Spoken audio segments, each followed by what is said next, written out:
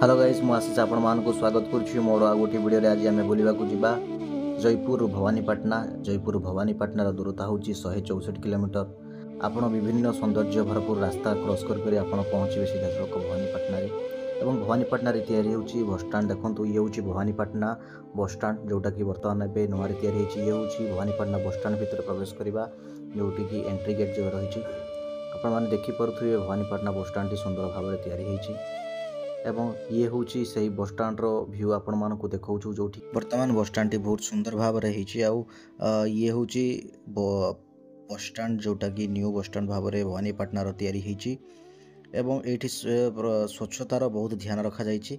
ये दुई पार्श्व देखिपे आप ये हूँ गवर्नमेंट बसस्टाण एवं ठीक ताकू लगिकी ही प्राइवेट बसस्टाण अच्छी। तो ये देखु आपण मानक देखु बर्तमान ये हूँ बसस्टाण भवानीपाटना बसस्टाण व्यू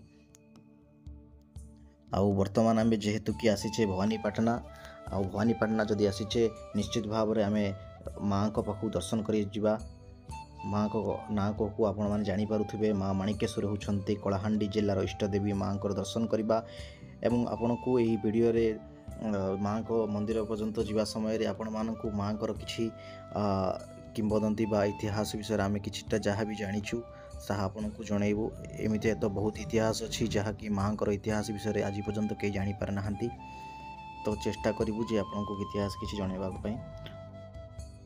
1800 शताब्दी रे कलाहांडीर नाम थिला करुंड राज्य एवं कलाहांडी जिलार नागवंशर राजा शासन करते। कलाहांडी जिलार विभिन्न रत्नपथर रे भरपूर माणिक्यर ही माँ माणिकेश्वरी नाम दि जाइथिला।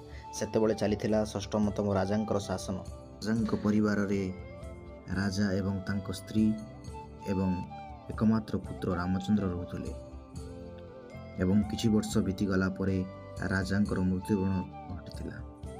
एहा परे रानी तांको पुओ को धरी माँ घर को चली जाइथिले एवं रानी माँ घर होचंती गंगवंशर थिले। सेठारे किछि वर्ष रहिला परे जेतेबेले रामचंद्र बड़ होई आसीथिले सेतेबेले रानी निष्पत्ति करथिले जे पुणी थरे करुण राज्य को फेरी आसीबे एवं सेतेबेले करुण राज्य आसला बेले राजा रामचंद्र सेतेबेले मामू घरू माँ माणिक्य देवी को साथरे नहीं आसते एवं माँ को सी आनी प्रथमे जुगसाई पाटना स्थापन कले। यहाँ परे अनेक वर्ष बीतीगला। 23तम राजा हेले नारायण देव सेतेबेले शासन करुथिले। हठात राज्य रे गोटे संक्रमण देखागला एवं सेतेबेले राजांकर सान पुओ भी संक्रमण रे मृत्युवरण करथिले एवं राजांकर बड़ पुओ भी संक्रमण रे शिकार होइथिले एवं अनेक राज्यवासी मध्य संक्रमण शिकार होइथिले। सेतेबेले राजा माँ को पाखु जाई पूजा अर्चना कले एवं से संक्रमण से मुक्ति पाइथिले। यहाँ परे 1850 मसीह माँ माणिकेश्वरी को बड़ेश्वरीगढ़ को आनिथिले जो जगह की आज भवानीपाटना बोली जना जाए एवं 1852 मसीह माँ को मंदिर निर्माण करथिले किंतु एबे जो मंदिरटी अच्छी से मंदिरटी 1935 मसीह राजा ब्रजमोहन देव तैयारी करथिले। यह थिला माँ को मंदिर प्रतिष्ठा एवं स्थापन कथा। खाली एतिक नुहे माँ माणिकेश्वरी को नहीं अनेक रोचक रहस्य रही।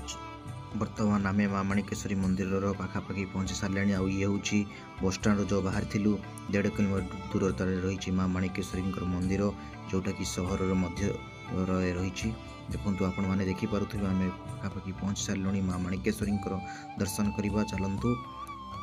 माँ को मंदिर दुई पार्श्व आपण मानक देखा मिल दुईटी दुकान जोटि आपण मैंने विभिन्न प्रकार माँ को पूजा अर्चना सामग्री मिल एवं आपण आम बर्तमान देखिपे मंदिर पाखे प्रवेश करूँ एवं प्रवेश करने मात्र आपण मैंने देखिपे जे माँ को दर्शन निमंते भक्त मानकर भिड़ को उपकार भाव में रोचे। प्रत्येक संध्या बेले एठारे माँ को भिड़ जमी थाए एवं आपण मैंने देखिपे संध्या आरती समय लोक मानकर भिड़ प्रभाव बढ़ी रही थाए एवं बर्तमान आम एठी आपण मानक देखौछु ये देखंतु जो द्वार रही माँ को द्वार रोचे कला वर्णर द्वार रही आपण मैंने देखिपे यही द्वार घर प्रवेश कर सारा पर आपण को गोटे भितर मंदिर देखा जाउछि। देखंतु सेठारे माँ गुप्त रूप में माँ माणिकेश्वरी पूजा पाउछंती एवं दुईटी पार्श्व रही आपण मैंने देखिपे माँ को गुप्त रूप भाव में माँ माणिकेश्वरी एठारे पूजा पाउछंती एवं ये होछंती माँ माणिकेश्वरी होछंती छिन्न मस्तका माँ गुप्त रूप पूजा पाउछंती एवं এই ভিତରେ ଆପଣମାନେ ଦେଖିପାରୁଥିବେ ଯେ ମନ୍ଦିରର ଯେଉଁ ପ୍ରବେଶ ଦ୍ୱାର ରହିଛି ସେଇ ଭିତରେ ଆପଣମାନଙ୍କୁ ଆଉ ଗୋଟିଏ ମନ୍ଦିର ଦେଖାଯାଉଥିବ ଯେଉଁଠିକି ମା ପୂଜା ପାଉଛନ୍ତି ଏବଂ ସେଠାରେ ମୋବାଇଲର ପ୍ରବେଶ ନିଷେଧ ଅଛି।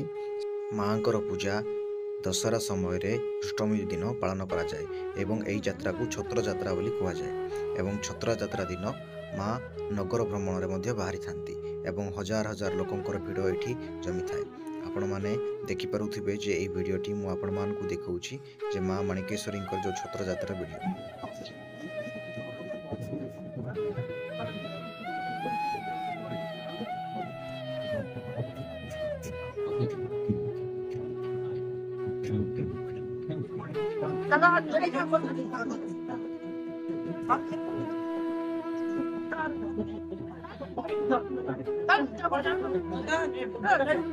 ଯଦି ମୋର ଏହି ଉପସ୍ଥାପନାରେ କିଛି ଭୁଲ ହେଇଯାଇଥିବ ତାହେଲେ ମା ମାଣିକେଶ୍ୱରୀ ମୋତେ କ୍ଷମା କରିଦେବେ। ଜୟ ମା ମାଣିକେଶ୍ୱରୀ। ମୁଁ ଆଶା କରୁଛି ଆପଣମାନଙ୍କୁ ଏହି ଭିଡ଼ିଓଟି ଭଲ ଲାଗିଥିବ ତ ଆମ ଚ୍ୟାନେଲକୁ ନିଶ୍ଚିତ ଭାବରେ ସବସ୍କ୍ରାଇବ୍ ଏବଂ ସେୟାର କରିଦିଅନ୍ତୁ।